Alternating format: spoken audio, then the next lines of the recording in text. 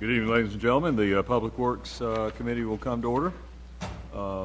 And we ran over a little bit to give our members a few minutes between meetings. The General Government, Community Development, Housing Committee also ran a little long. As usual, we have a general agenda and a consent agenda. Without objection, by request of Council Member Taylor, on the general agenda, we will move item G5 up between items G1 and G2. Is there any objection? Okay. Thank you. You're very welcome, sir. On the consent agenda, I would like to pull for discussion items C3 and C7. Are there other items? I have one more. C6. C6. If there are none others, I move approval of the balance. Second. Second. Any discussion? If not, those in favor of approving items C1, 2, 4, 5, 8, and 9, please say aye. Aye. Any opposed, no. That's approved, and we will move then to item C3.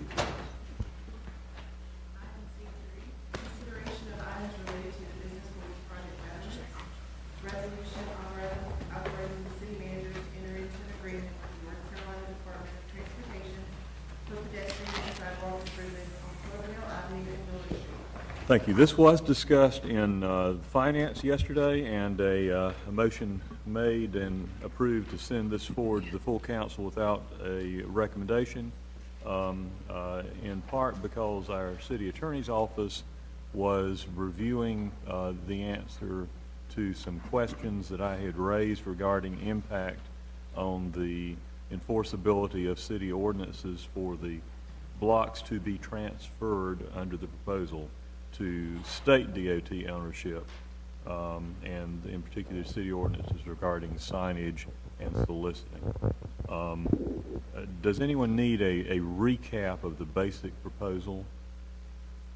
Everybody up to speed on that? Okay. We won't burn your time with that. Then, Ms. Carmen, basically the questions that were hanging were those that I identified.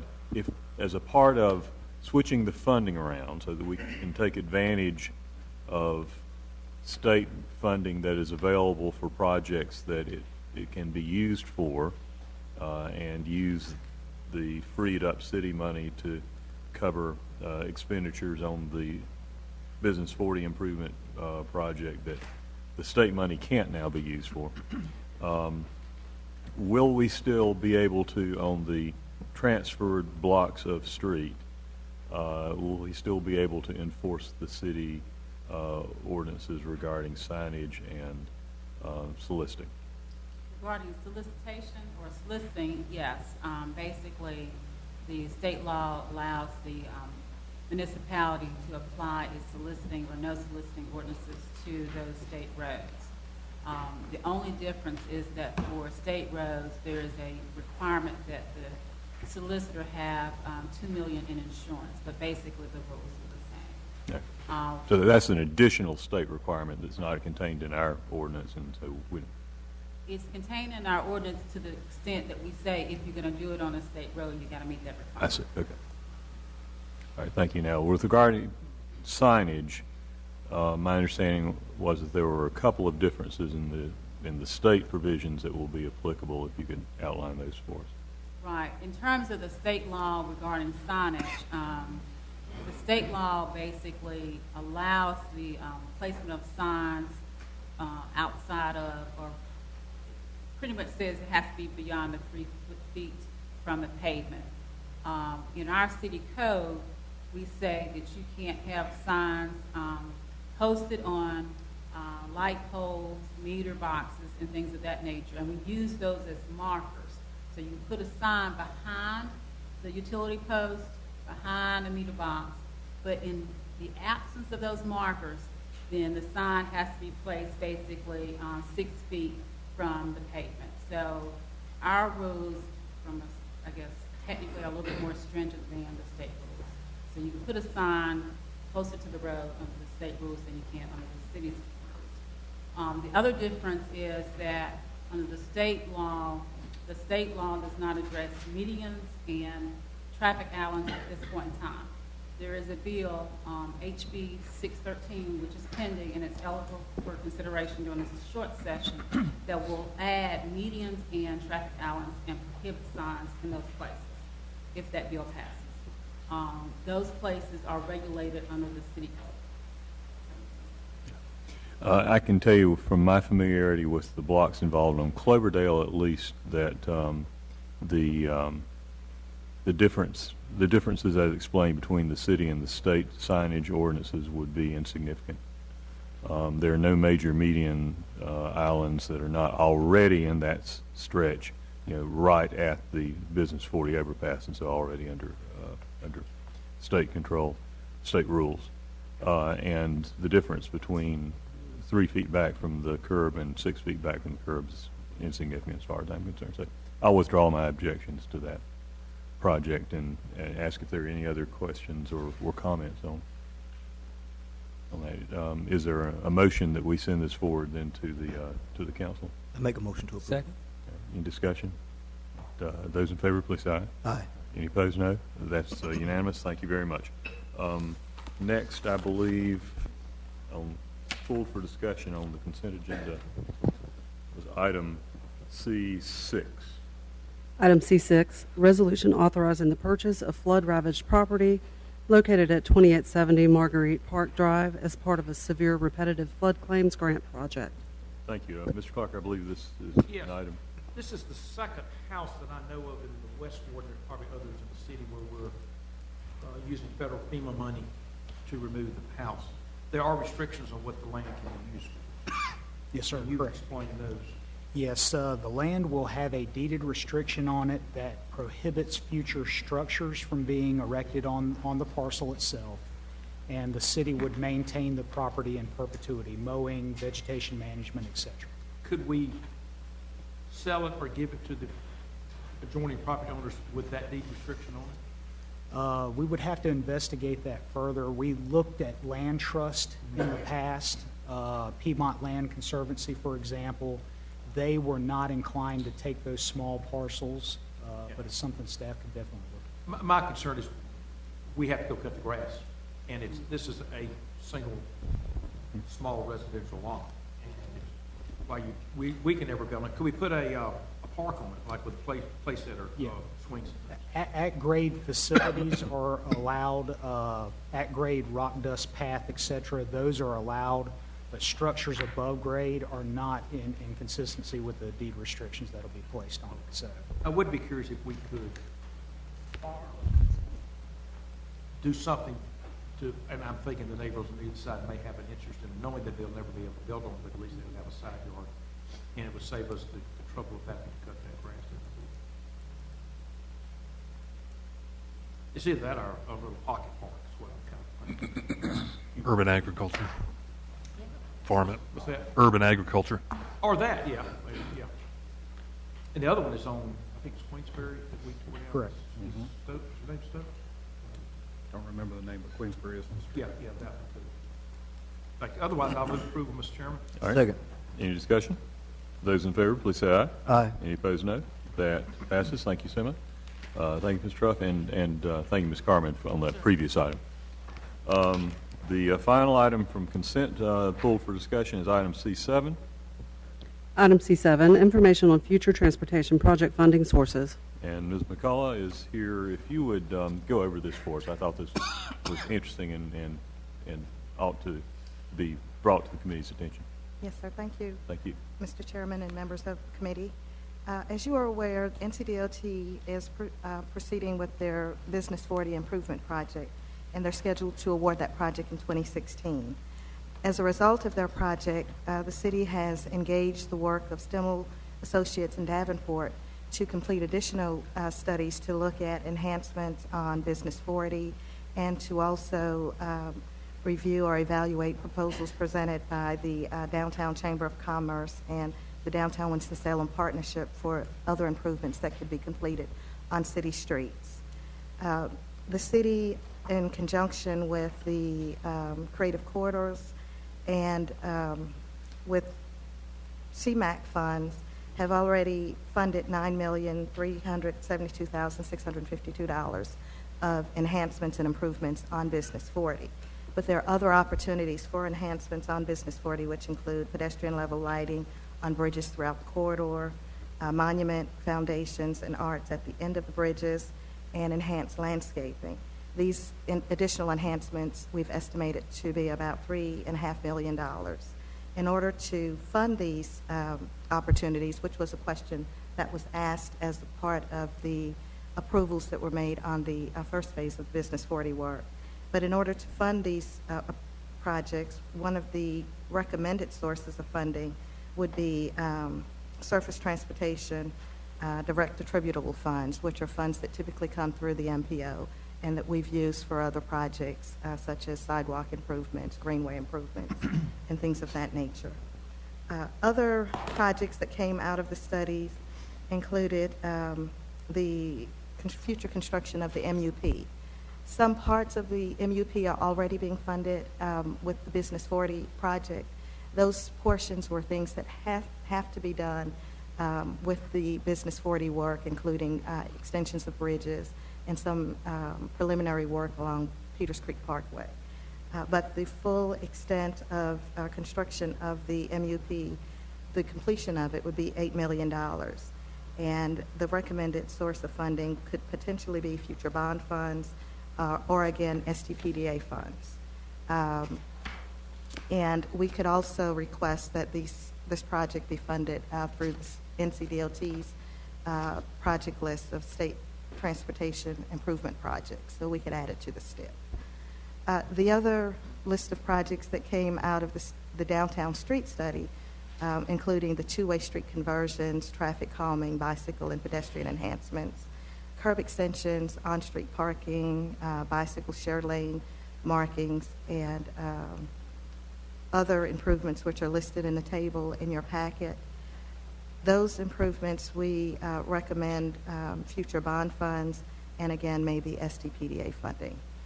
One of the, as you can see in all of the categories, we listed STPDA funding, but there's a limited availability of those funds. So while that is a recommended alternative, those projects would also be competing with other projects that the city has expressed an interest for additional funding, but it would also compete with other municipalities that are a part of the MPO. Any questions? Now, the Strollway pedestrian bridge is part of what's funded by the state during the base project. The Strollway Bridge? Yes. Yes, that's a part of what actually creative corridors, the bridge that's going over Business 40. That's a part of the project that Business 40. Is that what you're? But they're looking at funding for the aesthetic enhancement, not Yes. the bridge itself. The bridge itself is part of the. The bridge itself is a part of the $9 million that's already approved. Right. And so the estimated $8 million for completion of the multi-use path, that includes the elevated section and the bridging over the streets? That would be the actual path itself that would be along Business 40. So it would be the completion of the path from Peters Creek Parkway along Business 40 to the Strollway Bridge across. So you would have access to, it would get you to the existing Strollway. Yeah, and part of that, part of what makes that an expensive section is there's an elevated part over a street that dives under. Over Crafton. Yeah, Crafton, right. So, but that's included in the $8 million estimate. In the $8 million. Right, very Yes, sir. Thank you. Other questions? Thank you very much. We'll go now then to agenda item number G1, please. Item G1, public hearing on the proposed renaming of a disconnected segment of Lakewood Drive to Deacon Point Lane located in the North Ward. Thank you. And I believe that we're hearing from Matt Hamby on this matter. Mr. Chairman, I'll be happy to introduce the item, and then Mr. Hamby is here if there are any questions. I've got a couple. Okay. Go ahead then, Mr. Turner. Mr. Chairman, members of the committee, this is a typical request that you get from on occasion. for a situation where a road has a disconnect but has a similar or identical name, however, can't be accessed by driving completely down the road. Therefore, emergency vehicles can get confused or be misdirected as to how to get to a house, thereby increasing the amount of time, response time specifically, to a emergency. To address that, what you typically will see is a request to rename one or the other of the segments, and that's what you have here. Questions? Yes, Mr. Why Clark. aren't they connected? They're so darn close together, yet two cul-de-sacs are almost touching. I believe there's a creek between. I believe it is, but I think, yeah. Looks like a train issue. Thank you. Other questions? Is there a motion for approval? So Do moved. that, you want to see if, I'm sorry? anybody here, because this is a public hearing. Excuse me, please. Is there anyone here to comment on the proposed renaming of a disconnected segment of Lakewood Drive to Deacon Point Lane?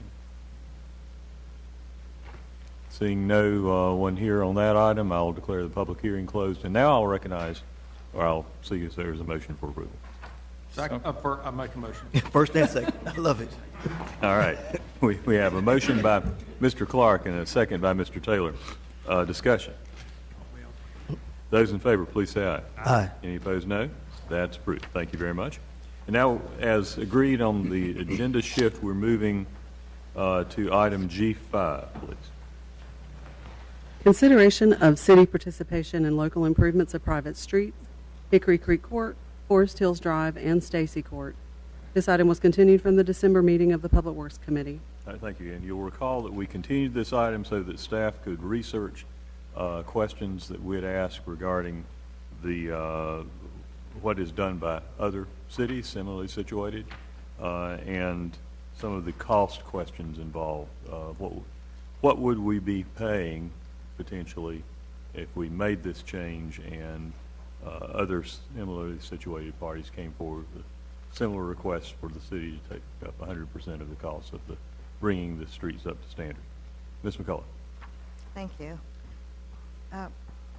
There were several questions that staff was asked to answer from the community, and first I'll talk about the list of roads that were originally in the original request, and it was Hickory Creek Road, Hickory Creek Court, Forest Trails Drive, and Stacy Court. When we reviewed our records, we realized that Forest Trails Drive and a portion of Stacy Court from Forest Trails Drive to the dead end, or to the cul-de-sac, are already state maintained. Those roadways were already accepted by NCDOT prior to the 2007 annexation, and were therefore accepted by the city for maintenance. The other roads, the other portion of Stacy Court, Hickory Creek Road, and Hickory Creek Court were not state maintained and therefore are not city maintained at this time. There were 2 service requests provided at the meeting. Excuse me just a moment, Mr. Taylor. Ms. McCullough, I have a number of questions, but I'll just ask the first one. So that portion of Forest Trails Drive and that portion of Stacy Court, it's already previously been maintained by the state, so we have been maintaining them since 2007. Yes. And we will continue to maintain them going forward. Yes, sir. Go ahead, please. The other, there was a service request, or there were 2 service requests provided at the meeting, and as we investigated the work done on those service requests, we realized that both were acknowledged, and work was done on one in error on one of the private streets. And one of the reasons we thought was because we did not clearly indicate the end of street city maintenance, so we were installing some of those signs to help clarify that until we resolve what will happen with these roads. One of the other questions that we were asked is what the property values were, or the average property values were in the neighborhood. In our assessment, we determined that the average value of properties were $151,660, and based upon that average, and the fact that the neighborhood, or the roads in the neighborhood, were more than 17 years old, the neighborhood is 90% developed, and there's 50 feet of acceptable right-of-way. the neighborhood did qualify for sliding scale, and their portion would be 60%. Yes, 60% for the neighborhood and 40% for the city. But that was how we came up with that percentage. Staff was also asked to look at information on the number of miles of private streets located in the city that were annexed and what the cost implications would be if the city participated 100%. We were also asked how many neighborhoods in the past have used the sliding scale, and we were requested to provide information on what the cost would be to reimburse neighborhoods that paid sliding scale in the past. We determined that in 2007 there were approximately 17 miles of private streets annexed in the city, and based upon our estimates of 100% participation was paid by the city, it would cost approximately $4 million. The city has paid so far $512,667.94 towards improvements on 7 projects which have been approved, and neighborhoods paid $592.72 towards their participation. So if a refund was to be made, the refund would be in the $251,592. Mr. Colley, I noticed in this information, you only looked at the streets taken in the 2007 annexation. Do you have any information available on street mileage taken in previous annexations? I know that goes back decades. On total, I don't have that available today, but I can get that information. I don't know if it'll be necessary for the committee's deliberations, but I'm confident that 17 miles and $4 million is a very low ball figure compared to the total street mileage that would be eligible and costs that would result. Excuse me. Go ahead, please. Yes, sir. We also looked at what the existing policy and how payments are made on the existing policy as compared to the existing policy for participation by petition versus the existing policy, or what we call option B, for participation by the sliding scale. If you are petitioning for the city to participate in accepting your roadway, then the city will, if the project is approved, the property owners are responsible for the percentage of the project costs associated with materials cost, and the city will pay for labor and equipment costs. The property owners and payment is collected by assessment on the affected properties. So once council has approved a project by the petition process, then staff can go ahead and move forward with that project, and the property owners and properties are assessed after the project's completed. What's the distinction between the petition and the sliding scale process in terms of eligibility when it applies? Eligibility, but did you want to jump in? The neighbors have the choice of which way they wish to go. They're eligible for both. Our experience has been that no one took advantage of the petition process leading up to the last several annexations. So I'm not aware of but a few instances where it's been used. It was very underutilized as an option, hence the council's approval of a more liberal system of the sliding scale. Do we have a rule of thumb regarding relative cost to the neighborhood? It was 60-40 or 70-30, where the city was covering approximately the 70%, as I recall. Is that an option that any neighborhood could use? Yes. Yes. Any neighborhood is eligible for the petition process. So a neighborhood of the value of the homes. A neighborhood under the sliding scale that is looking at paying 60% might get a better deal under the older petition process? If they were willing to do that, that's correct. Okay. That's news. What makes them unwilling? I'm sorry? What would make them unwilling? Is the material cost, is that what they're afraid of, that it would be more than? I'm not sure, honestly. They are responsible for the material costs. We cover the concept behind the original payment plan or the sharing of the cost with the city was that the city would incur what would be sunk costs, the labor and the equipment, because the city already had those on hand.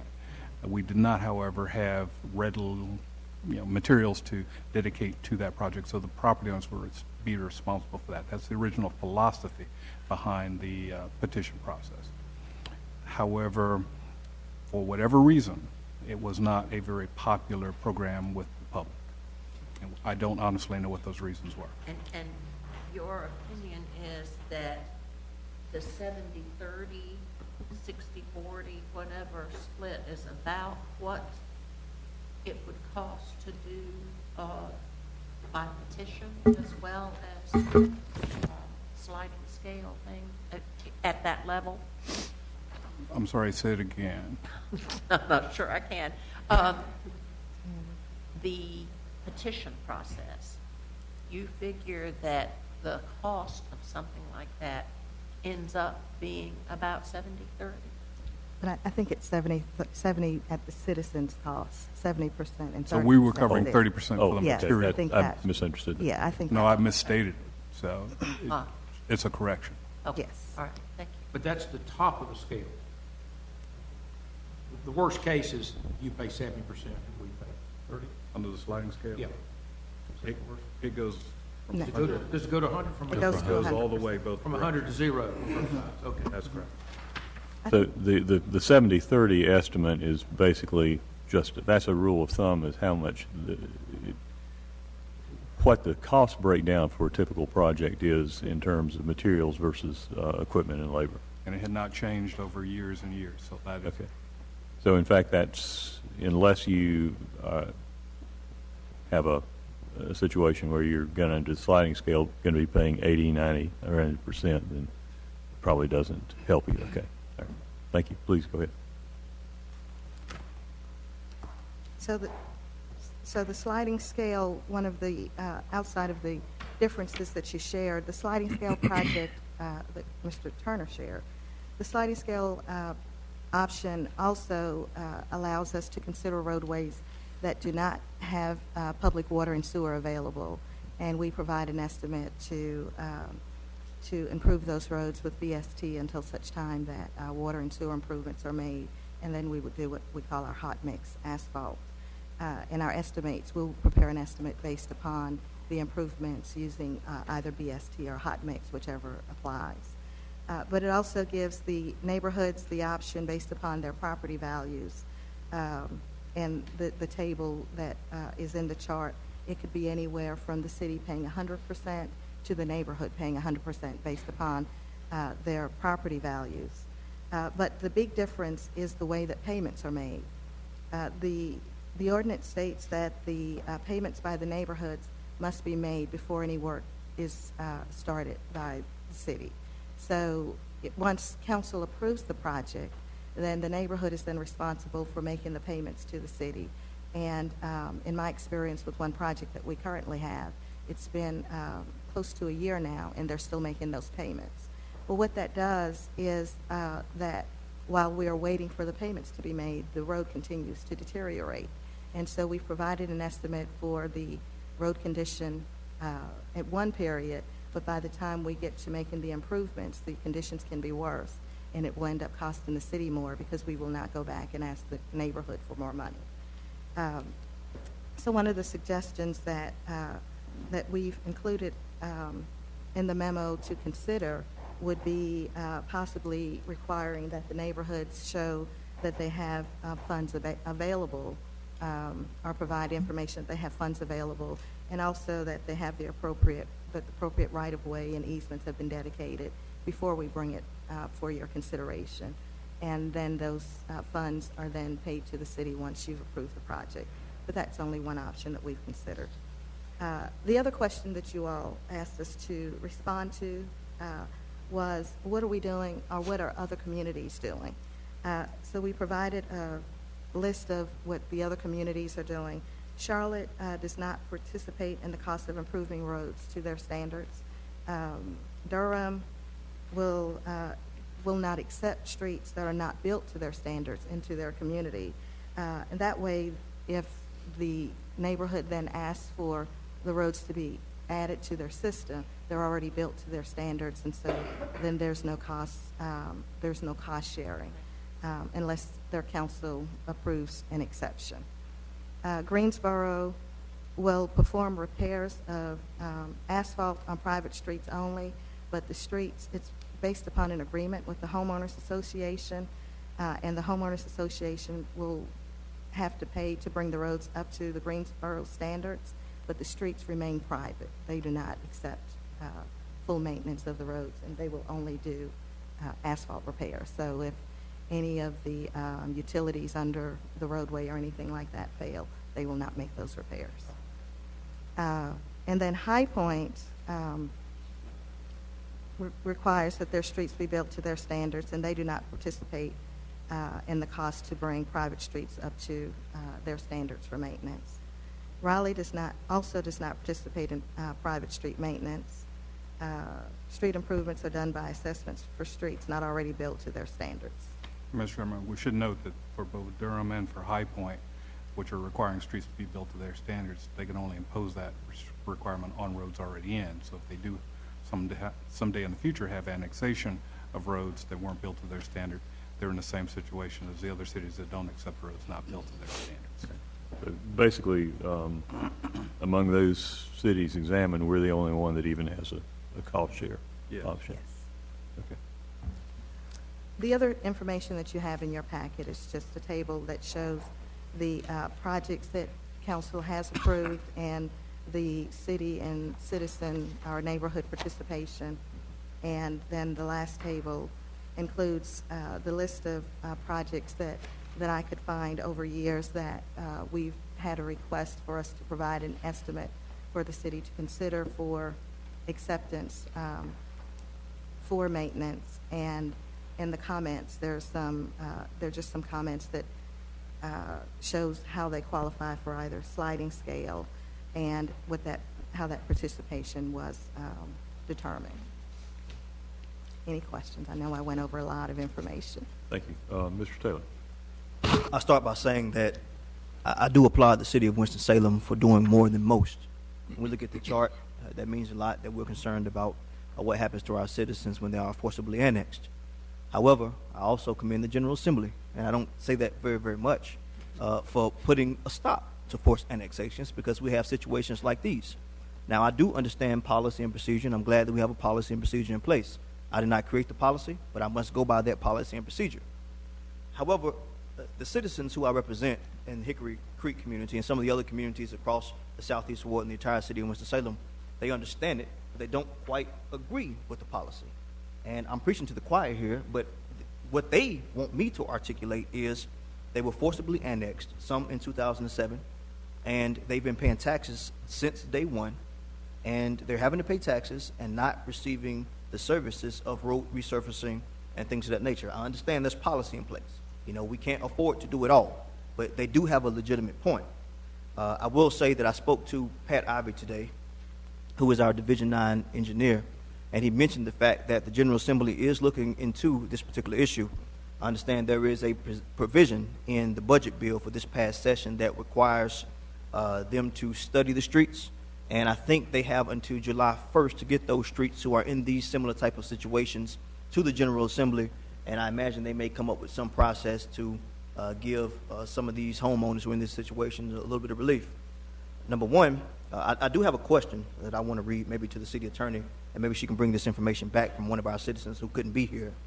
But we do have a policy that talks about an assessment being done, and when a community has to do 100% of the cost, then they are then able to spread that cost over a period of 2 to 3 years to give the community a little bit more, to make the process a little bit more palatable. What I would propose, and maybe not for consideration today, but at least by the next meeting, if the chairman, if it's in his will, to bring a policy back to us that considers allowing us to spread that 2 or 3 year process out for the sliding scale recipients as well. Right now, we only do it for those who are considering 100% of the cost, But those who do go on the sliding scale program, they aren't able to spread that cost between the neighbors. I understand from hearing from some of the neighbors in Hickory Creek that some of them are actually interested in paying, but it may take a little bit longer than normal. We don't allow that option, but I'd ask that, Mr. Chairman, that we consider that option going forward, and we can talk about that at your convenience. Attorney Corman, I've got a question from a neighbor, and I'll just read it aloud, and I'll share this with you, and maybe you can bring it back to us. But he's curious to know why the Public Works Committee is framing this issue as a consideration of city participation in local improvements of private streets. And he says that Hickory Creek Road, Hickory Creek Court, and Stacy Court are listed as public streets by the Forsyth County Register of Deeds office. And he's saying that the plat records that the proposed subdivision road construction is certified. And it was approved by the Department of Transportation, Division of Highways, and the final subdivision plat approval, which certifies that this plat meets the recording requirements of the subdivision regulations for the city of Winston-Salem, Forsyth County, and it's also signed by the Director of Planning. So what the community is saying is that they don't believe their roads to be private, because when they bought these houses, the plats and all of the maps have said that the roads were actually public. And sometimes there's a situation where it's buyer beware. And what they're saying is we were aware, and they told us that the streets were private. So if you can investigate that information, public, thank you, sir. If you can investigate that information, bring that back to us, and figure out how we work through it, that would be great. And I'll yield my time and talk if anybody has any additional questions. I know that, just to follow up on that point, I know that conceptually there is a legal distinction between right-of-way that's available for general use and a street or road that is accepted by the state or by the municipality for public maintenance. And it was my understanding in this case that except for the exceptions that we had noted to us by Ms. McCullough, that the streets in the subdivision were never accepted by the state for public maintenance as part of the state system. That's my understanding, but I'll be happy to. But you're going to double check that, right? Thank you. you. Thank you. Mr. Clark. I do want to correct one thing I said, misspoke at the last meeting. There are roughly 1,000 miles of city roads, I said private roads, city roads in the city of Winston-Salem, and I have heard roughly 10% are private, which would be 100 miles. And given that they were 17 miles in annex area, and it was about 10% of what is the city now, that sounds like it's in the ballpark. The only reason I bring that up, Mr. Bessie, you mentioned earlier, the number in here is simply what it would cost to bring the ones recently annexed. The whole city pretty much has been annexed. If you go back to the 50s, the city limits were almost downtown, or 40s, whenever. So I think we need to remember what we do for one, we have to do for all. So if we're going to bring any private roads in, they're ones that have been here for 30, 40, 50 years. That's number one. Number two, was this a revelation, or did everyone already know this, that Forest Trail Drive and a portion of Stacy Court were in fact city roads? And is that I don't have a map here, is that a significant portion of what we're talking about? It was, I think when we initially received the request, we received it for Hickory Creek Road, Hickory Creek Court, and the neighborhood, the members that I guess came to the meeting then asked us to look at Forest Trails Drive and Forest Trails Court. So we went and we prepared estimates, but we didn't go back and check our records to confirm that they were already city maintained until they came to the meeting and we went. Do we know, did a different developer do those, or were they done at a different time period? Why are they different, I guess? It was done, they were done at a different time period, so they were completed earlier. Thank you. And lastly, just to echo what Mr. Taylor just said, I would be interested in the staff coming back with some type of payment plan, multi-year type payment plan. I will relate the one experience I've had in the West Ward where a small street, it was probably a half mile long, they raised the money, they had a yard sale and did some other things. One challenge they had is there was one person who did not wish to participate, so they all kind of chipped in and covered that person. So I'm not sure, I guess part of that question is if, let's say there's 30 homes that are affected, 30 properties, can you require all of them to to sign an IOU, and if someone refuses to, does that mean everyone else has to pay a little more? So be curious to answer that question as well. Thank you. Is there any objection from any of the committee members to requesting that staff bring back options for the multi-year payment alternative that would permit work to get underway faster? I don't hear any objections, so we'll make that request to staff. And can you do that in 1 month? Can we put that on in March, or do we need additional time? Barring any legal problems that we turn up or any kind of policy issue problems, then we should be able to bring it back next month. All right, let's anticipate then putting that back on the agenda for March, please. Okay. And we did have a neighbor from the area who signed up to comment. So before we take any further action or leave the item, Mr. Robert Phillips, would you care to make a brief? I'm just going to you've already referred my question to attorney. Okay. We want to know why the streets were.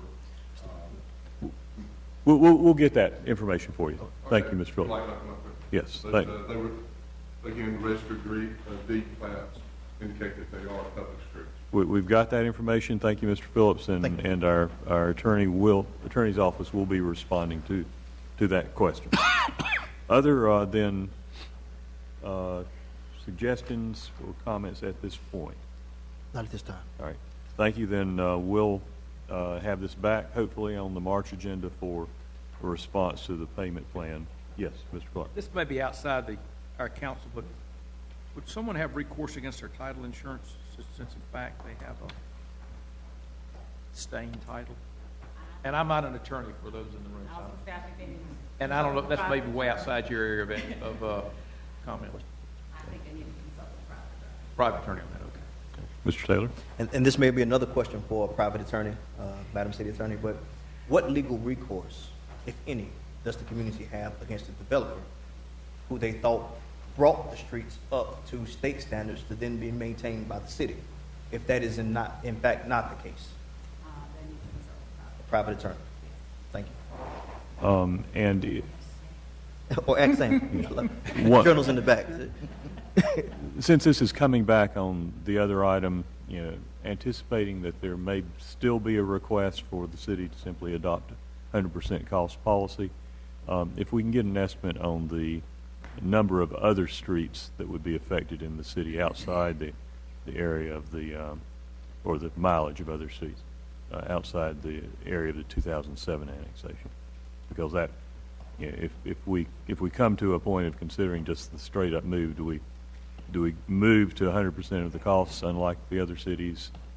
Then what are we potentially looking at? Because I can tell you that there are older subdivisions that were annexed in decades past in my ward that will be clamoring to, hey, let's do it. Gravel road. Right. Oh yeah, gravel roads among them. Right. Okay, then we'll come back to that in March. Thank you very much. Thank you. Let's go back then to reset on the other agenda items. We're going now to the regularly scheduled item G2, please. Update on Marshall Park Master Plan. And we have presenting Mr. Turner.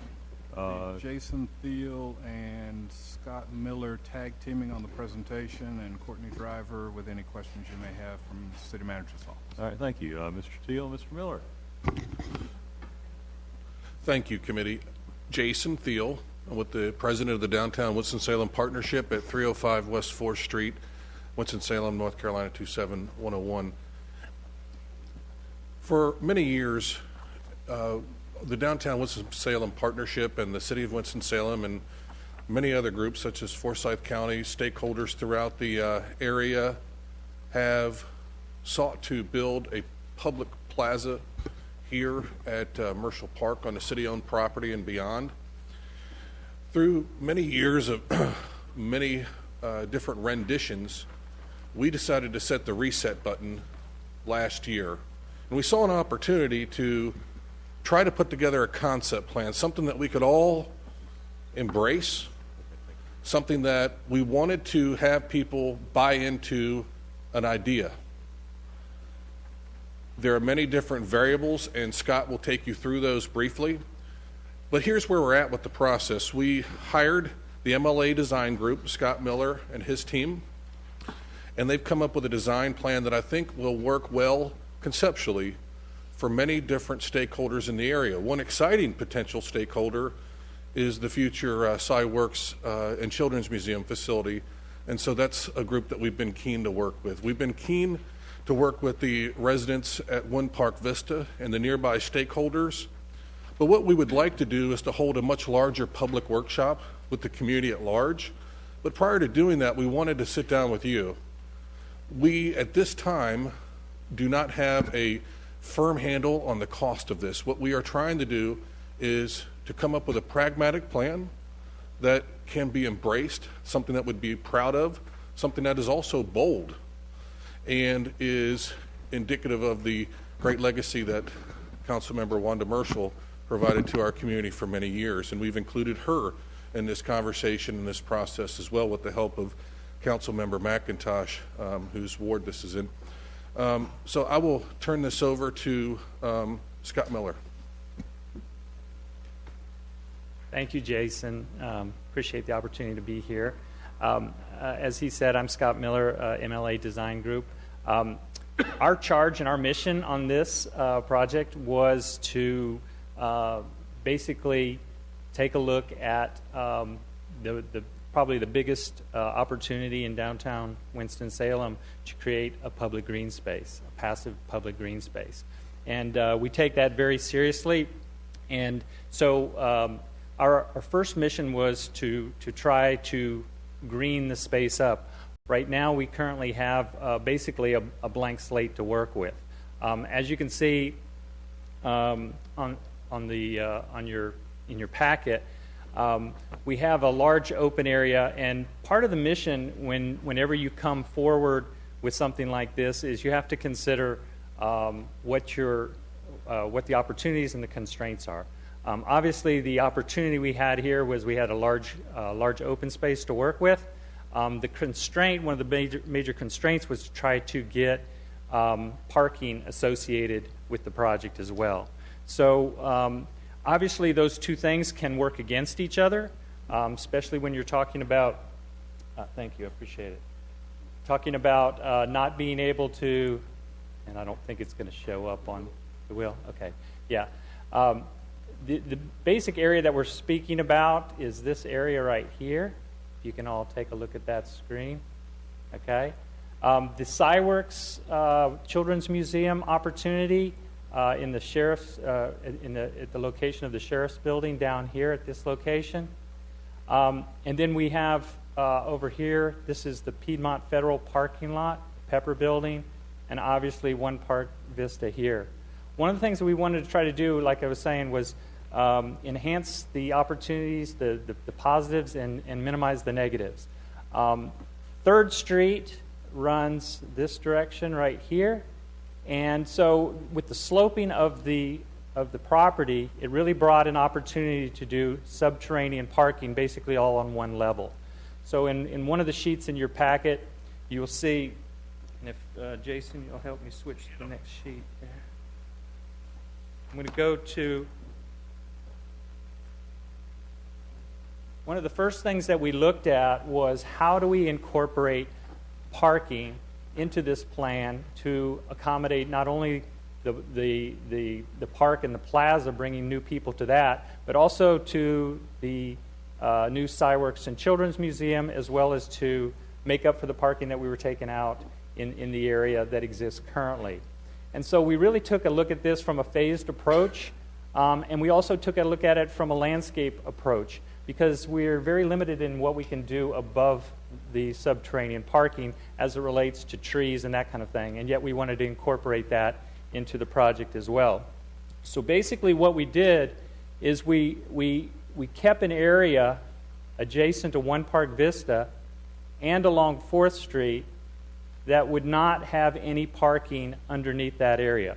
That provided us an opportunity to really provide green space, meaning large trees and such at that location, and to consolidate the parking to the eastern portion of the site, where you'd have one level of underground parking.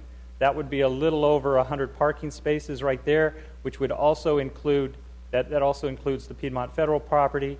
And then we took a look at the area next to the proposed Sciworks Children's Museum portion, in the area below the plaza, the Liberty Plaza area, as an opportunity as well. There's a lot of lower level retail space.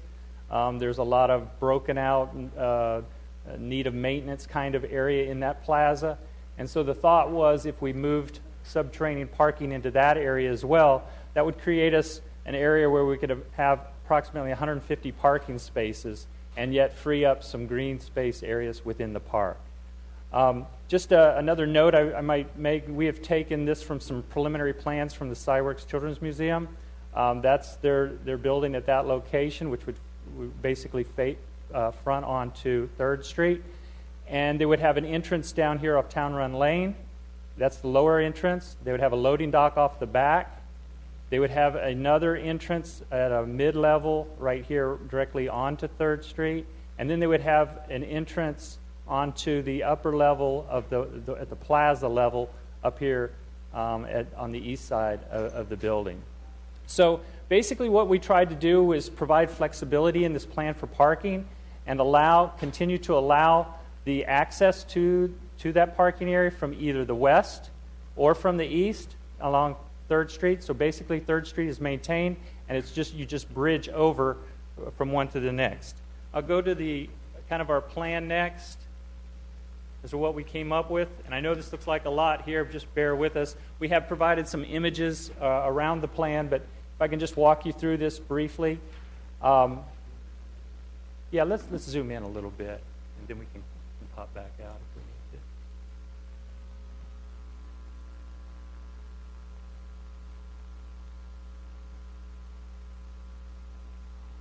Okay.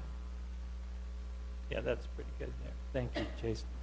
Okay, so what we tried to do, basically what we have is the parking deck, or the parking structure below, ends right about at this line right there. So what you're seeing is a big, large, flat lawn area. You have the potential for a building on the Piedmont Federal property, a multi-story building to go up over top of the lower level parking. You've got the Pepper building for redevelopment here. And then what we've got on this side, one of the things that we were really trying to do was be sensitive to One Park Vista, their foreground. And some of the original plans had called for the parking deck to come all the way over to this area. And as you drop down along their private drive right here, that would mean a large retaining wall along here that they would have to look out onto and really create a tunnel-like atmosphere. So what we've done by pulling the parking structure over into this location is allow for this wall to curve and for basically One Park Vista residents to kind of flow out into the park. What we've got here, as you know, right now we have Marshall Plaza overlook right up in this area. We propose to relocate that concept over here in this corner of the park. So coming down 4th Street, you would come here, you would have an overlook kind of situation. This would be the highest point in the park. Then what we would like to do is kind of activate 4th Street right here. Trade Street comes right down and focuses you right into that area. And in this corner right here, in the northeast corner of the park, or the plaza rather, we would have a structure very similar to an open-air kind of walk-through building structure that might have cafes on either side of it, an outdoor cafe sitting area here, very reminiscent of Bryant Park in New York City, an outdoor kind of sitting area. I'll show you some images on that in just a second. One of the other things that we've got, besides the large open lawn area that could be used for multi-purpose functions, it would have an area where you could have a stage element or an event set up. The other thing that we have an opportunity for in this kind of thing is, depending on how this building, multi-story building, is built out, you could possibly have some kind of LED screen or something like that up on on that side of the building, and you could have either a movie night in the park or something like that, a Super Bowl event or something like that as well. We've got basically this axis that runs through the park at this location, really creating a cafe-type atmosphere here. And the idea with the Piedmont Federal Building would be that the main level of it have retail and cafe-type spaces along that, as well as possibly along the Pepper Building there as well. And that all focuses you in then over on the courthouse apartment units that were recently renovated. And what we have also is a strong connection here between the strollway as it comes up along One Park Vista. And now instead of coming straight up and dying right here at 4th Street, really the idea is that it would come up, turn, and flow in to Trade right there. So it would be kind of a movement like that as opposed to straight up here. And that helps activate the park by bringing the strollway folks into it as well. As you move more to the, before I leave that area north of 3rd Street, also right here, just below or just to the south of this little outdoor structure that we created, there would be steps that actually go down into the lower level parking area. So anybody parking in the lower level could come right up those steps and out into the park. The other way that you would actually reach the lower level parking, like I said, you come down 3rd Street, you could go in, or come down 3rd Street this way and come in. So this is really a bridge-type piece that connects you over to Cyworks. And so Cyworks here, you would be able to walk right out their front door and go right. This would be what we're calling a water wall all along this side. This would be a stepped fountain with a water wall or a green wall on this area right here. And that creates this lower plaza right in front of Cyworks' main entry. The idea here would be that you could use bollards to close off that section of 3rd Street if you wish to, and just come and go from Liberty. Or you could keep it open and allow it from either direction for emergency vehicles and such. The other thing that it allows us to do, if you move that down just a little bit, I'm going to go to the south side of 3rd Street. We spoke about the parking area below 3rd Street. I'm trying to get there. We go. Below, just south of 3rd Street there. You would be able to either go directly from that parking area into Cyworks at the lower level, or be able to come out from the plaza level onto what is currently the Liberty Plaza out here. And so what we've got here right now is just outdoor spill out area, but also a connection point over here to the parking deck to the south. So you'd be able to park in the parking deck to the south as well to access directly into the park or plaza and directly into Cyworks as well. And then another lawn area out here that could be for spill out activities for the general public, or for Cyworks if they wanted to do outdoor exhibits and that kind of thing as well. So what that would do was, with the parking below, that would give them direct access to Cyworks without going out into the weather if mothers had children and little ones, strollers, and that kind of thing.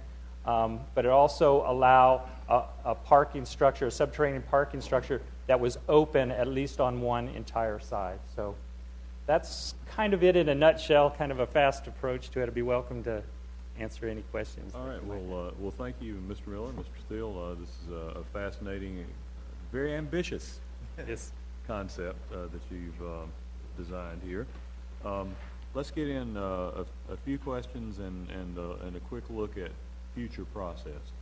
I apologize. We were running a little long today, and we've got at least one other group that we've got to hear from today. So, questions. Mr. Montgomery, I believe you had. Yes. One first, again, thank you. I know this has been a lot of work going into this, and so all the partners have done a lot of work on this.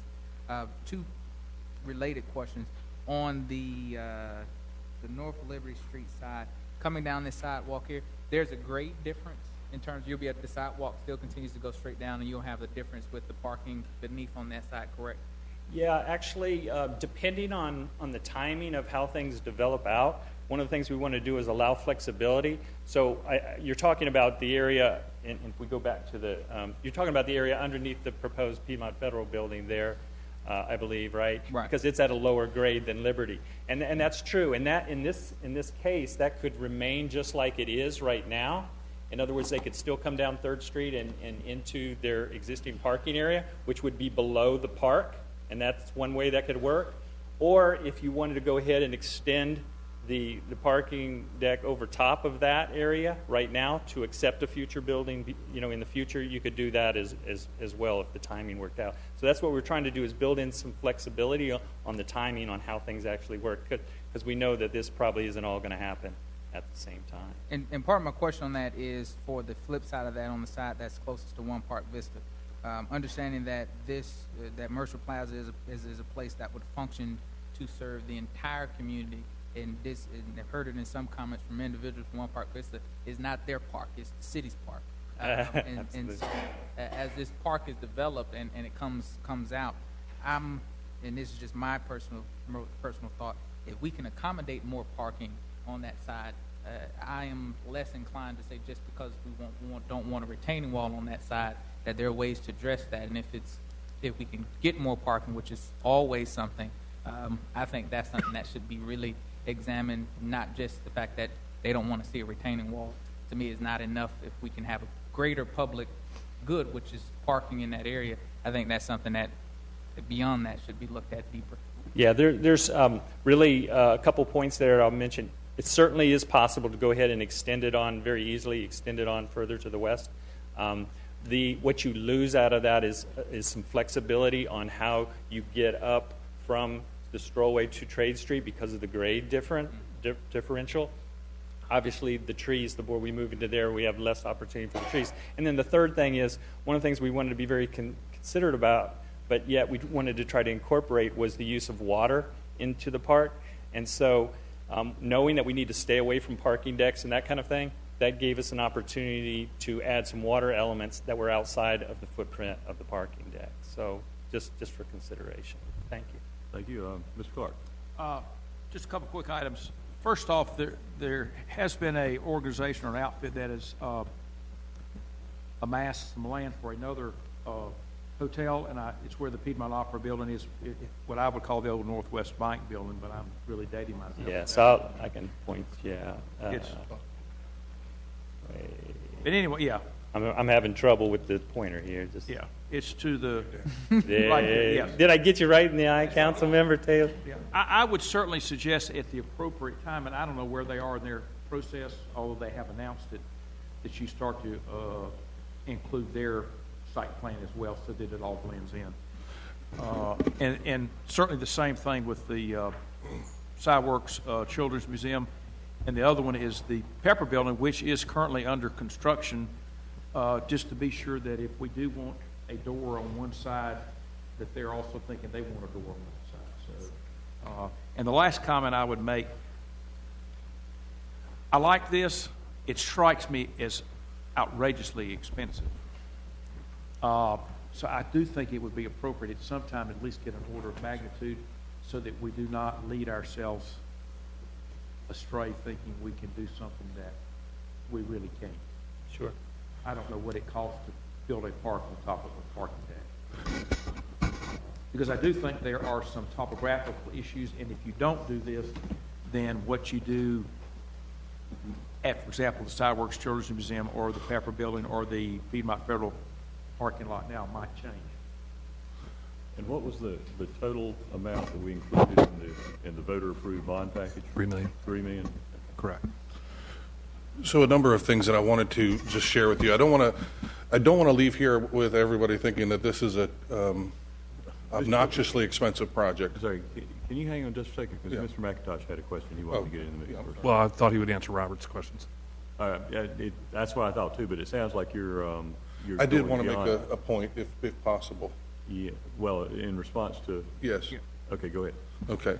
In regard to the cost, if you look at the parking cost here, this is a project that is scalable.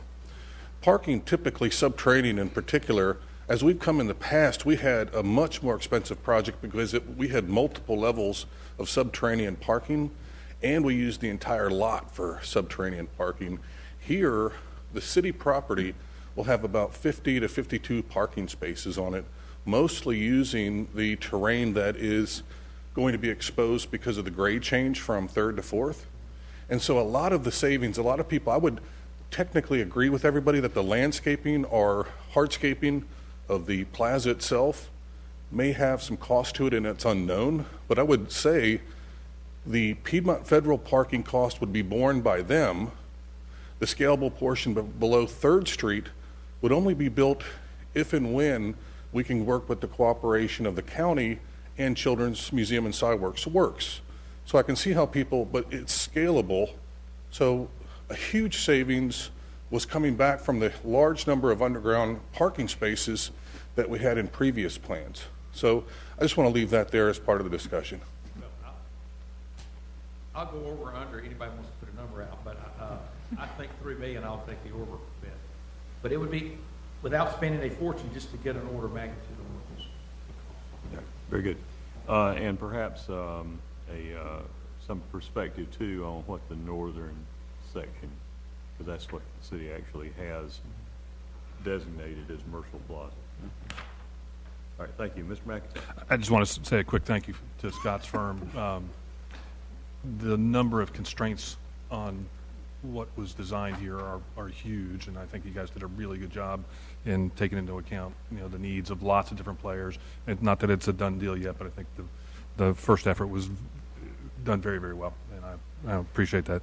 Part of the other thing is that one of the design challenges with this was not knowing whether Cyworks Children's Museum was 100% done deal. So this is a project then that could be scaled, could be done even without that participation. It would be obviously much better if they were down there in terms of mass, but there are ways to build this out without having the entire project go forward. But all in all, I think it's a real positive, and I think it's a doable project. Let me make sure I'm understanding the terminology. You're saying, folks keep saying scaled, where I would have thought that you would be talking about phased. Is there a difference? Are you referring to something else other than time phasing? Phased would assume that you're going to build the whole thing. When I hear scaled, what I'm hearing is that you can make it smaller or bigger. Okay. Certainly that's an alternative. On the other hand, if you're looking at sections that have to be built as a whole, you can't do the park and then come back and expand the underground parking without tearing up the park and starting from scratch and throwing away all the money you put in the first place. And I think the intent would be to design it to cost and scale it downwards as necessary. Okay. All right. Yes, Ms. Light. My first reaction in looking at this was, the whole thing's paved. And I understand a plaza would have to be that, but certainly Mercial Plaza as it stands now is a green space. I'm wondering certainly if you could sort of split the difference and have the green space and that then rolls into more a paved plaza-like thing, which is in fact already paved. So is that a possibility to extend, just keep the green space over to about the line where you have a cutoff park? I'm not sure I fully understand you, council member. If I can, you can point to something that wants to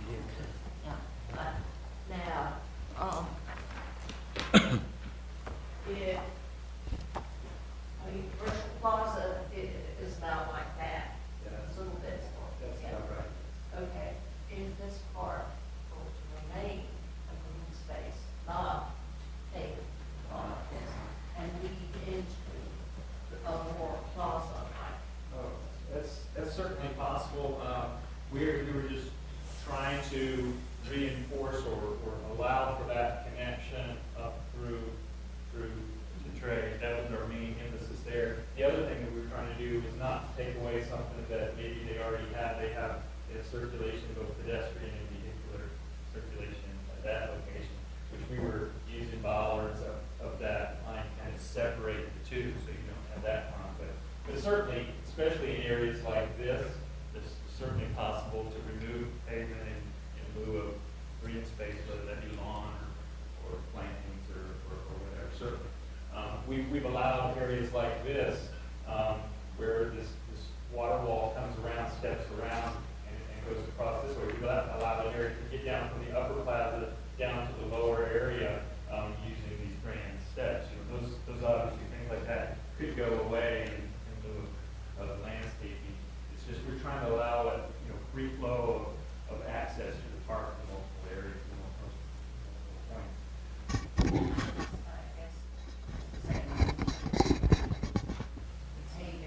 Yeah.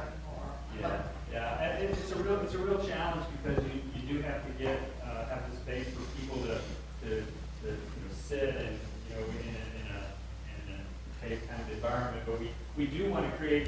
And if you look at some of these images that are on the side, you get the feeling of the kind of thing that we're trying to do, where we're trying to create some canopy, trying to create some big lawn areas where people can sit out and have multiple functions outdoors as well. We've actually got an outdoor classroom kind of thing here. This is a large bermed area right here, where you still have the bridge connection over to the park and Cyworks Children's Museum area, but then you've got this kind of amphitheater kind of look that would give you this view straight back to the first. In the future. Okay. All right, then, yes, Mr. Field. Could I take 10 seconds just to kind of thank you, sir. Thank you very much, Chairman. To the committee, this is exactly where we wanted to be. This has been a profound centerpiece of our downtown plan for a long time, and we wanted to kick off the public comment session with a public workshop, and so Councilmember Light's comments are exactly on par with where we want to be. This is where we are not tied into the plan per se, and that we want public comment, public input. And to Councilmember Montgomery's point, this is really a park for everyone, for the city, not for anyone in particular, outside of honoring Councilmember Marshall. And so we wanted to make sure we did this and brought it to you prior to engaging in a larger public conversation. So thank you. Thank you. Do you have a scheduled workshop yet? I wanted to see how this went first. Smart man. Wise man. All right. Thank you very much. Mr. Turner, any other process notes at this point? No, sir. Okay.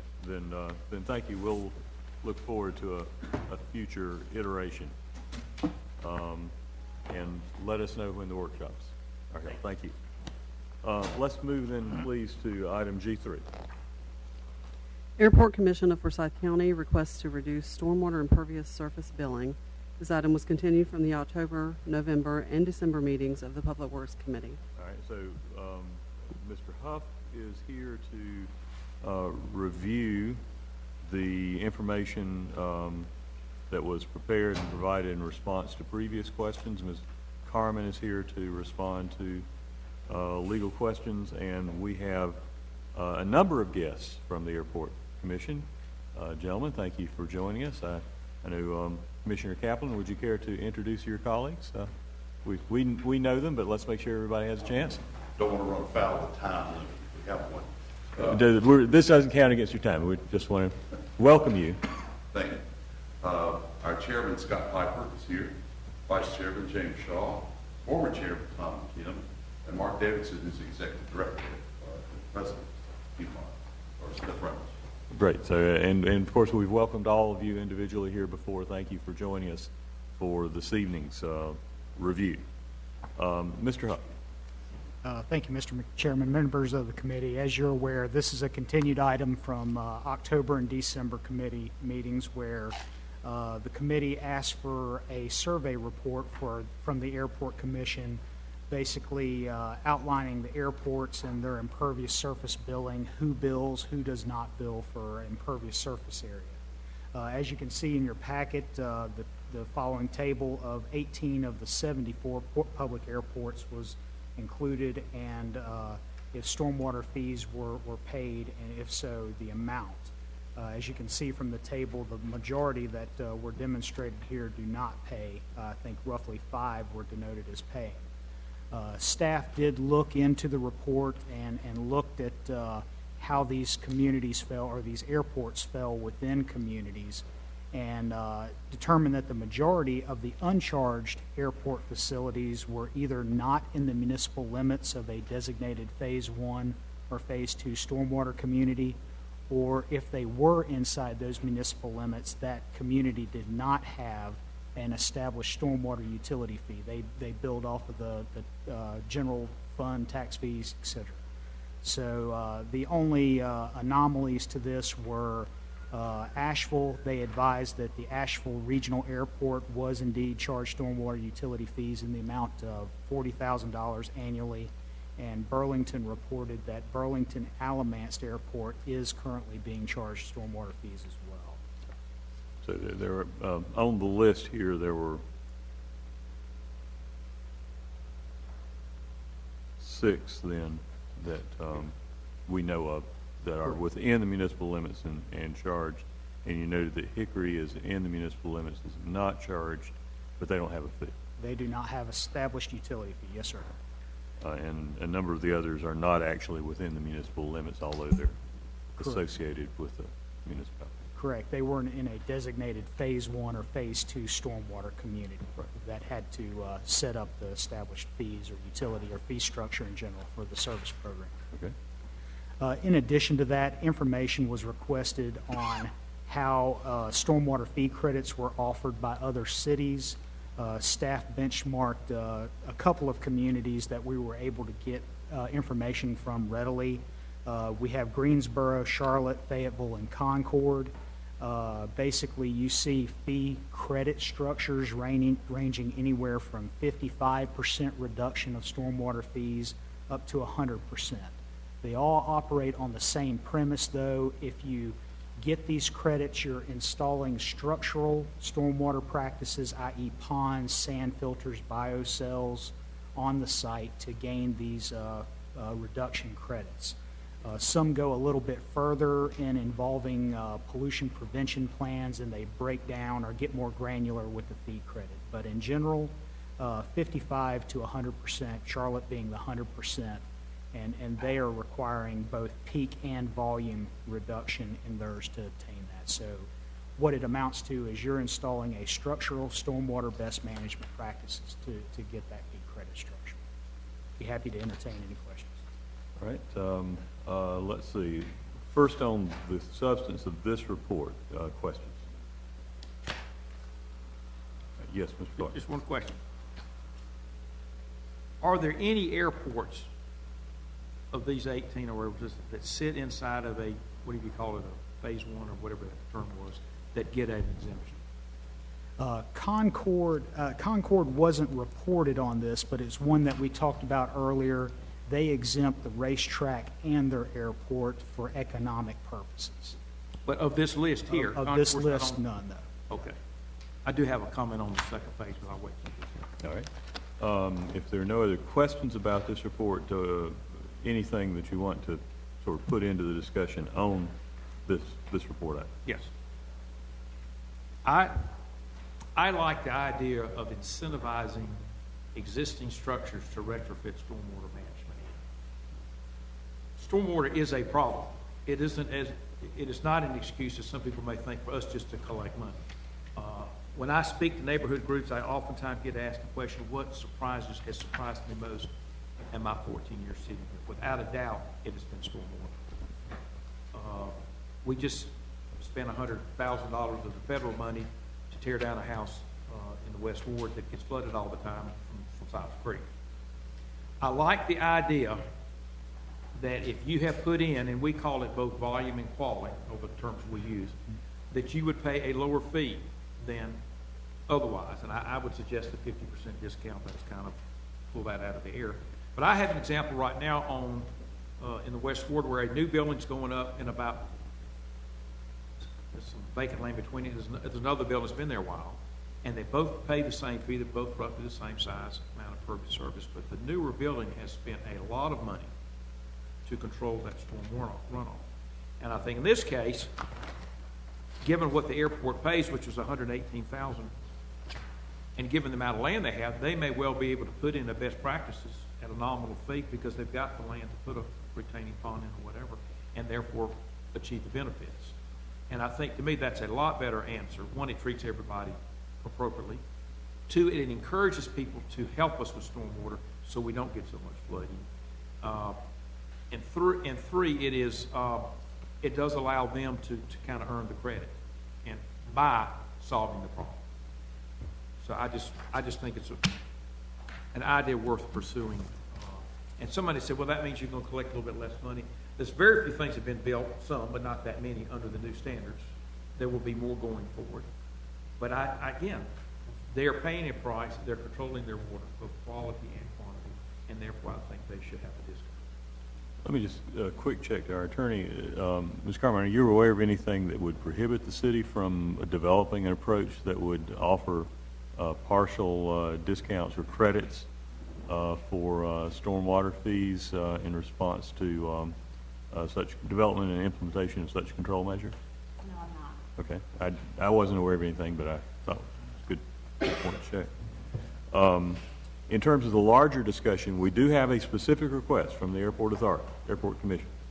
And so we have at least 3 alternatives on the table for potential discussion. We have the status quo, we have the request for exemption, we have a third alternative used in some other communities in which Mr. Clark encourages us to consider the credit approach for performance measures, essentially.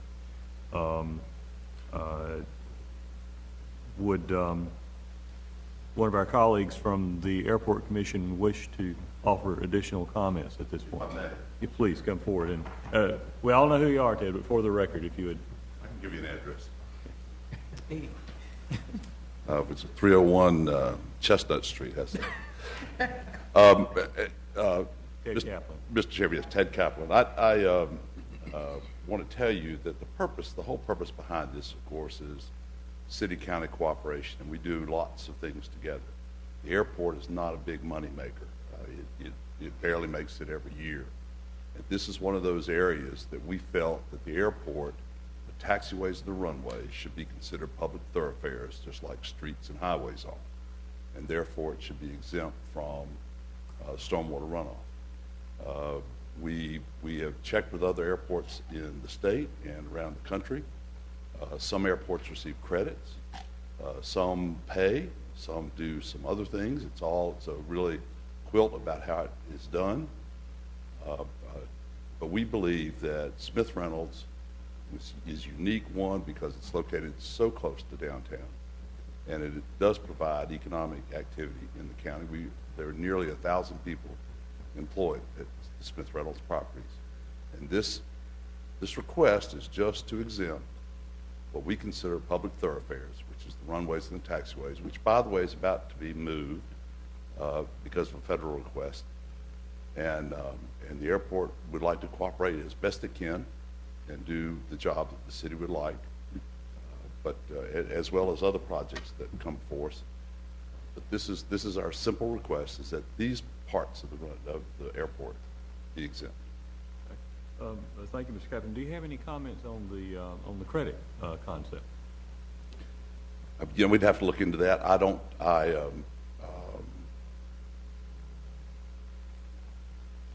There's currently, I believe, the City Utilities Commission, City County Utilities is considered to run a right-of-way through the airport property for a septic system, sewer system. And there's obviously construction going to take place, we hope, soon, in the next several years. There may be an opportunity to do some remediation of stormwater at that point. It's not in the plans. Of course, it's a federal project. The federal government pays 90%. We pay 10%. So it would be within their area to decide what we would do in that case. But we would prefer, obviously, that it be treated similar to highways and streets, public streets. Thank you very much. Committee questions or comments for discussion? Mr. Taylor. I just want to say, based on the information that I've heard, I am willing to consider an exemption on runways and taxiways as a compromise. I like Councilmember Clark's comments about considering a reduction, but I do think we need to foster cooperation between the city and the county, and I'm willing to support it either way. Thank you, Mr. Montgomery. My comments are, I do not think, based upon where we are with dealing with stormwater, to just completely to neglect the issue of stormwater altogether is responsible. I think we have to consider that as a component. It's understanding that we are looking at how we can continue to incent more development, as is the request from the committee in terms of being able to have these dollars to invest back into the airport for economic development purposes. I think is generally, from principle, a great thought and a great idea that we need to investigate, push in that direction. But in order to get there, the question that I would raise is whether or not the opportunity exists for us to move in the direction in which we are able to present a reduction on a temporary basis, in the sense that we are able to get to the place where we present some type of reduction in stormwater, with the caveat that we want, in a period of time, the credit component to come into play in terms of those developments, in terms of being able to create those retentions or some type of additional components there that help us to do the stormwater control on site.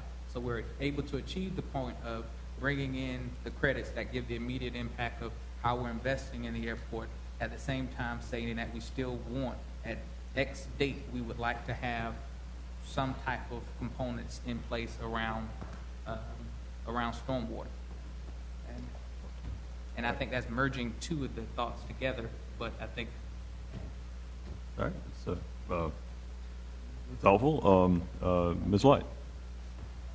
I was thinking along the same lines as Councilmember Montgomery, to offer the 50%, whatever, reduction, with the understanding that that savings for those would in fact be used to build the remediation piece, to sort of earn it ahead of time, but it has to be put in. So you'd be talking about a set-aside, actually put the... I don't know. Yeah. Put the funding aside in some fashion. Well, And one of the questions would be, I don't know how much a pond and all that costs. There would have to be some siting, some, engineering cost, and also one item of consideration is FAA rules on siting of large ponds in the flight path of, planes and stuff. So just a note. Just don't want the plane to land. water hazard. Mr. McIntosh and then Mr. Clark. We're framing this as a stormwater issue, and to me, it really is more of an economic development issue. If this is an underperforming asset, I think everybody would agree in the community that Smith Reynolds Airport does not do as much business as we would like it to. It's sort of in inventory at zero. It's owned by the county. If we were asked to put this much money forward to separating utilities at Whitaker Park, or to do some other infrastructure work in order to receive on the back end a significant economic development bump or increase, I think we would probably look at that very differently than what we're looking at now as a stormwater issue. So I'd like to do a deal here and do what we can do to increase the utilization of the airport to bring jobs, whether that's working it out as we put in infrastructure or we reduce fees to them. Either way works for me. I hear that, and certainly we want to work with the county and the airport commission on utilizing the economic asset. I would have a hard time going to the private sector that we're also counting on to create jobs and economic return, and justifying to them a completely different treatment of the airport from every other institution and private business in the city. I would anticipate if we simply exempt or partially exempt the runways, then we're going to quickly get a request from the school system that they have pressed previously to exempt school pavement. After all, it's for public use as well. and it's going to cascade.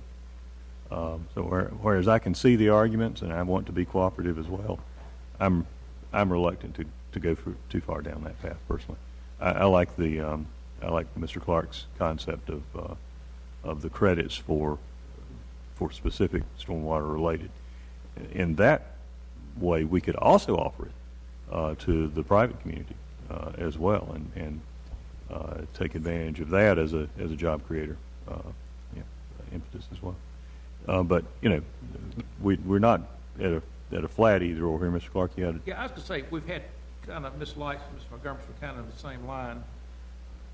Maybe as a for instance, do we have some staff that can take a look and come back with kind of what would it take to kind of get the airport where it wants? Because I do know they have a lot of extra land, not a lot, but enough, that a retention pond could be built. I will tell you, when you fly into LaGuardia Airport, 1 second before you touch down, you're over water. The runway is actually built out over water. There's water under the runway, too. Lots of airports. Reagan's. And I've been to some islands that had the same issue. But I do think this one might be a nice test case. What would it cost?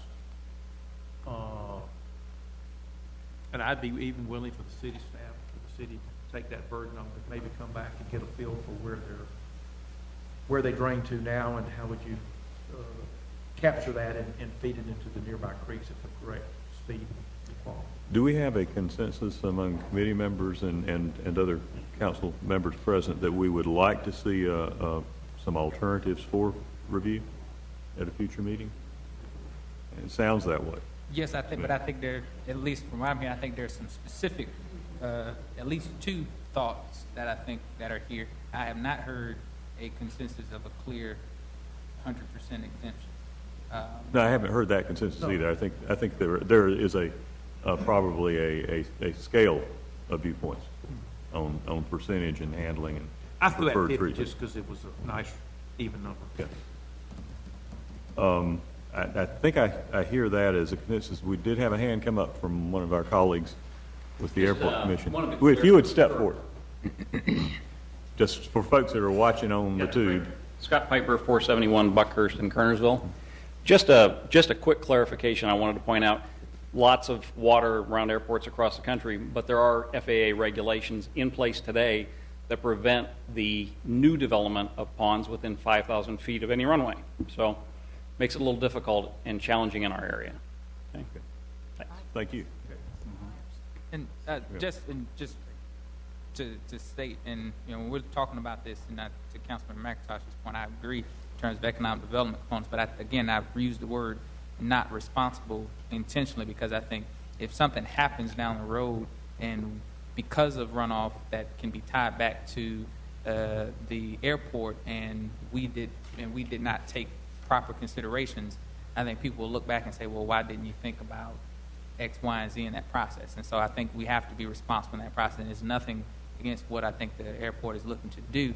And I live personally, I can get to look at the airport and the runways in less than half a mile from my house.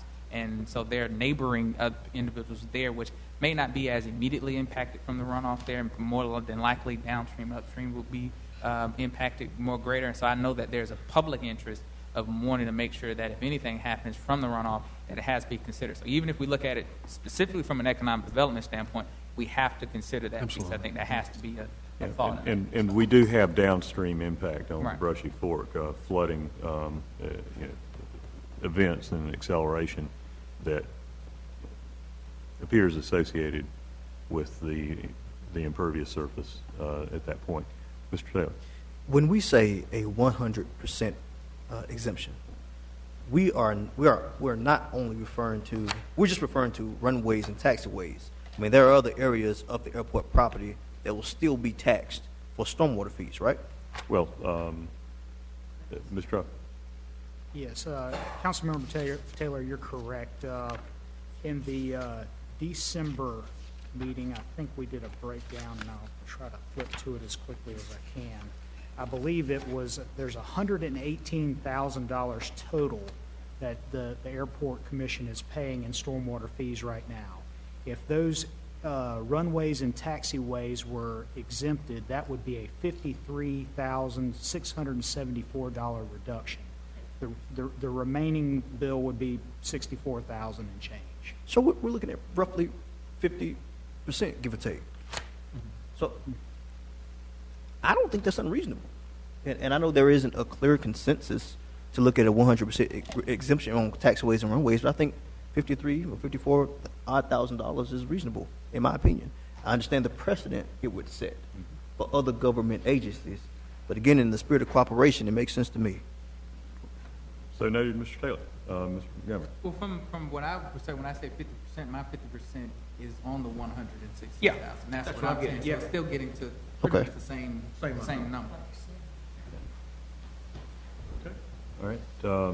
So we're looking at by sort of majority, we're looking at development of potential alternative approaches that would involve credit for specific action to address stormwater issues. And certainly take into account if there are FAA. Yes, certainly take into account the complications that Mr. Piper pointed out. Yes. And we will cycle this back. May I suggest April? Is that very good? Yeah. And my point on this is I would just want to say with the timing of where we are, and I know that we have to be intentional in our process. I do, when I'm not sure, and I haven't talked with anyone from the Airport Commission, but I know from them how long they've been having this conversation. I think they were probably intentional to cite in their report to us how much it cost them per day in the sense. And so I'm sure they're probably more anxious to see some resolution come to this sooner than later. And so I would ask as we look at this that we are intentional in our process to get to some resolution. Absolutely. Certainly a good point.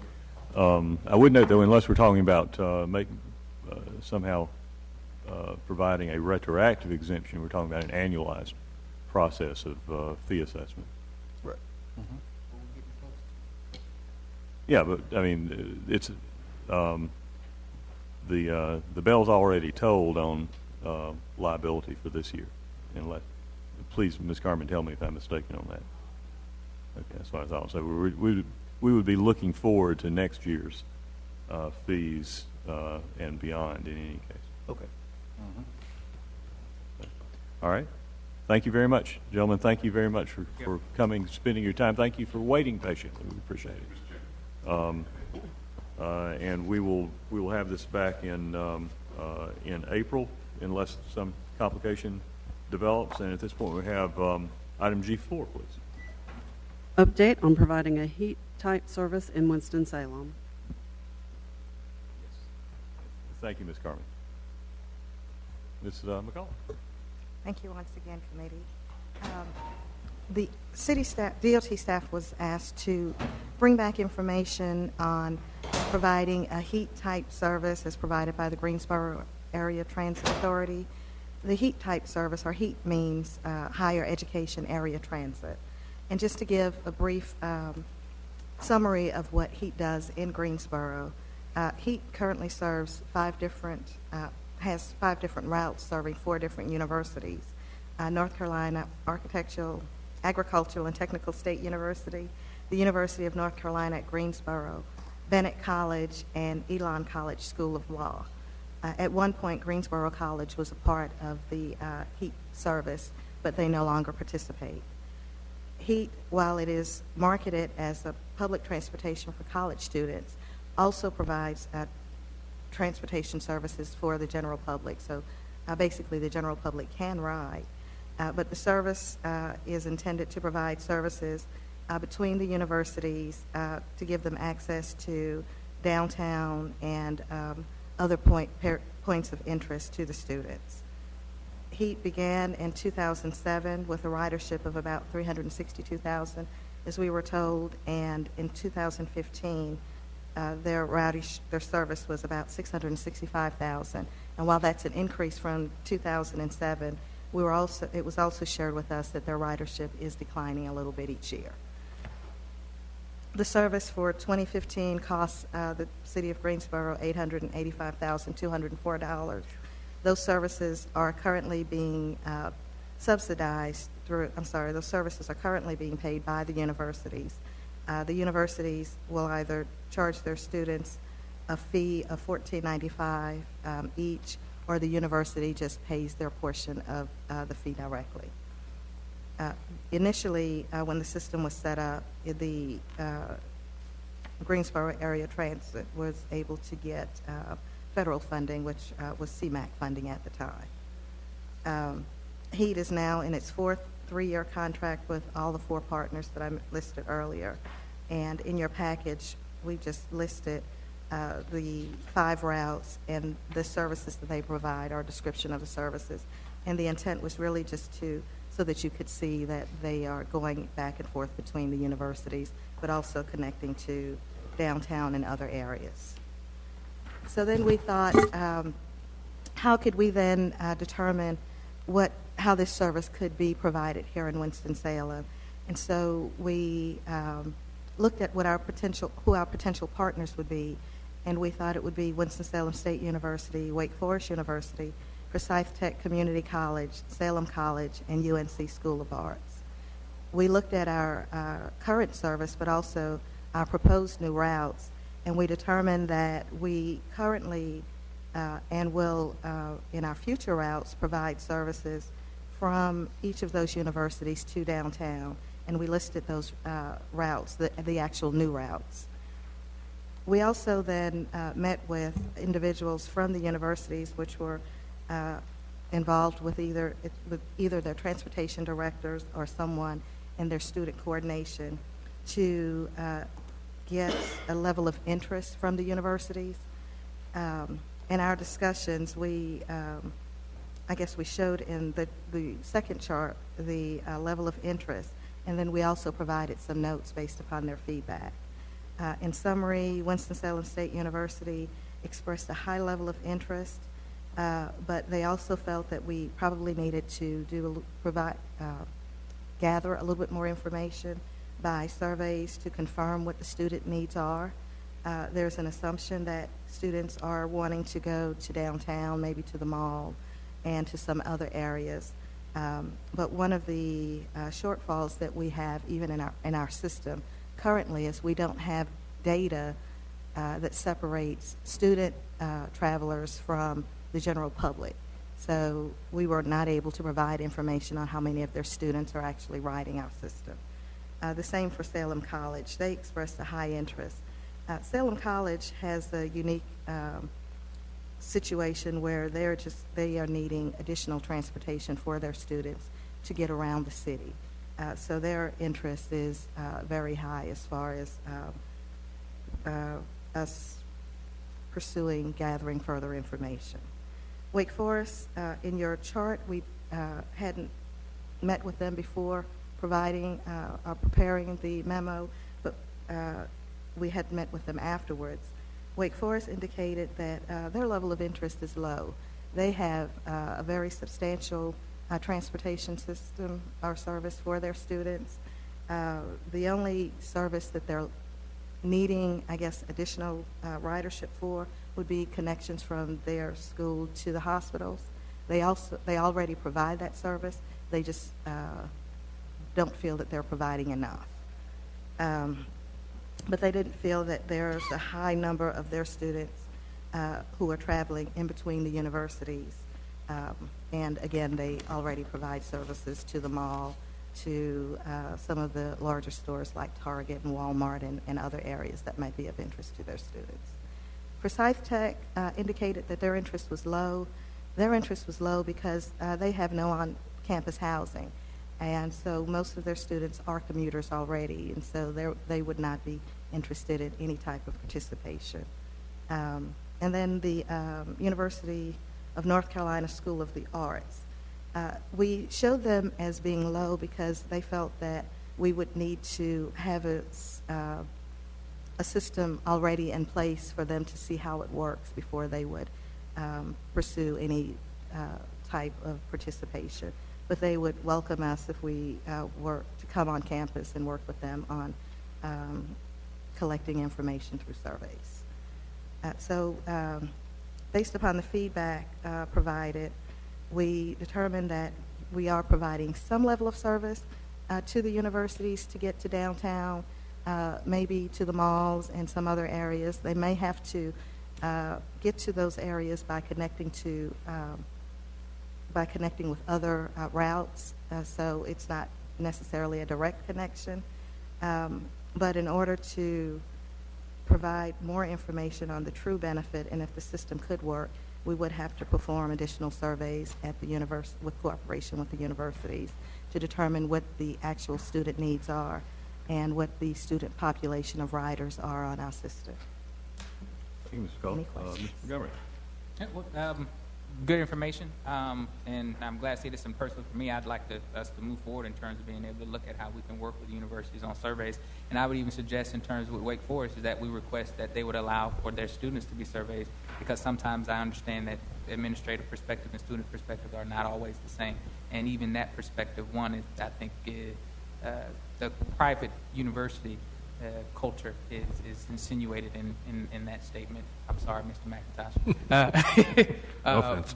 But I do think if we would see whether or not they would even allow for the student survey, I think, because that could yield, again, more data that could say whether or not that the university doesn't have, that could, again, show the interest there. But to see the other two universities with high, I think does show that there's some desire, some necessity to at least continue to examine what we have. And then the fact that if we're looking at modeling from Greensboro, is not the fact that we're taking on the totality of cost, but these institutions would be paying for the services. And so we would be a conduit to make that happen. Thank you. Mr. Taylor. I'll say that I'm a huge advocate of keeping our students here in this city. And one of the ways to do it is to allow them to get out, see what the city has to offer, and get outside of the four walls that they have become accustomed to being inside of. I've heard from some students at some of the area colleges who are interested. Based on what we've heard from the administration, it seems to me, I'm a bit of an optimist. You know, you could take a couple of different approaches. You could say, well, there's no interest from a lot of the colleges, so let's just scrap it and walk away with it.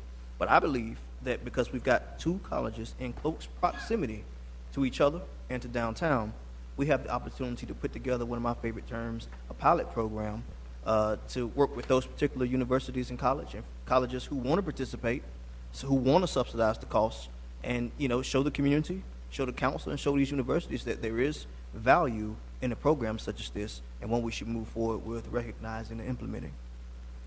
Thank you, Mr. Taylor. Mr. Montgomery, you had a follow-up. Yes, and that's that in this process, I would request that we specifically pull in the College Advisory Board to assist in the process of any of the surveys that are here. Mr. Taylor? Speaking, and I was going to make a notation to talk about that. I think Councilmember Montgomery and I both were there speaking to the College Advisory Board through the Human Relations Department. They actually had a program where the colleges and universities came together. They met about some of the issues, but they put the students on the buses. And they took them around to all the different locations that we have to offer in the city. And originally, before they went out, they were saying, well, it's nothing to do in Winston-Salem. We don't like it. But when they came back, they said, wow, Winston-Salem has a lot to offer. So I think if we start to do just what we did with the College Advisory Board and the Human Relations Department and Commission and show the students that Winston-Salem does have value in conjunction to what we want to do with the entertainment district, we'll continue to make the city move forward. But we got to have our seasoned citizens intact and on deck. We've got to have our young people, because it's the future and it's the backbone of this community. Mr. Clark? We are less than a year away from changing the bus routes. Yes, sir. I would be curious for the routes that serve the two institutions that have expressed an interest, Salem and Winston-Salem. And I take Winston-Salem as an example because I know it a little bit better. I know there's going to be a bus stop at Union Station, and it's going to run from there to downtown. I'd be curious what the current plans are for that route, how many times a day, things of that sort, and the same thing for Salem College. And also, I don't know if this is the fact that are there any routes that are going to generate from there that will not go downtown, but in fact will go to the malls or the hospital. I think Forsyth Tech is going to be on the circulator to the mall area. Right. Yes. Okay. But for Union Station, I'm not sure, but we can get those. And in lieu, and there's something in this conversation, and I'm can't name them right now, but I know in some of the National League of Cities conversation, the cap and gown towns, as they call them, that there are other partnerships that have been done. May not have been a full heat service system, but the universities were able to charge their students a fee that then allowed them to use their college ID as means for riding the bus itself. So if we do have bus services that are working with them, if we're not creating a whole new system, that there may be a fee that can be charged, that then those IDs for those specific universities that want to participate are then eligible to be able to ride those buses. One way or another, I mean, I was at a committee meeting this morning for PART, during which we looked at a new fare box system, essentially, that does away with the paper passes and cards and has a smart card. High Point, Tran, their bus system is already committed to going to it 100%. So they're not going to have paper cards at all. I gathered from the staff report this morning that PART staff are in conversation with the other two fixed route systems in the triad here and GTA in Greensboro for a mutually compatible system. And you can perhaps. They are. The conversation continues, and it's just a matter of cost of participation and making sure that, I think one of the things that we're all trying to work on is making sure that you have that connectivity. Mm-hmm. If you are riding Greensboro area transit and you connect to PART and then come to Winston-Salem, that you have that availability, and a system like that would help allow that to happen. So that's something that we are working on. So under that kind of concept, instead of saying that your student ID card was your pass thing, the students got the smart card to the systems as a whole, various public transit systems, PART, WISTA, GTA, HiTran, and just get all around the region without getting behind the wheel of the vehicle. I like that. Okay. Okay. Thank you, ladies and gentlemen. Mr. Turner, is there anything else this evening? Shockingly, yes. If there's any questions about Flint, Michigan, Mr. Hargrove is still here, I believe. Yes.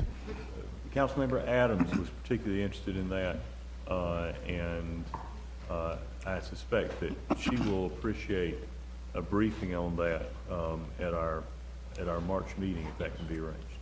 Yes, it's too late. But I have a lot of questions, and I do think it's important enough we do it, not at 8:15 at night. I got initial feedback on that indicating essentially that our system is so different in terms of the water quality source and our pipe system, our treatment, that it's not an issue here at all, even potentially. But hearing the details on why and whatever caveats I may have neglected to note on that would be appreciated.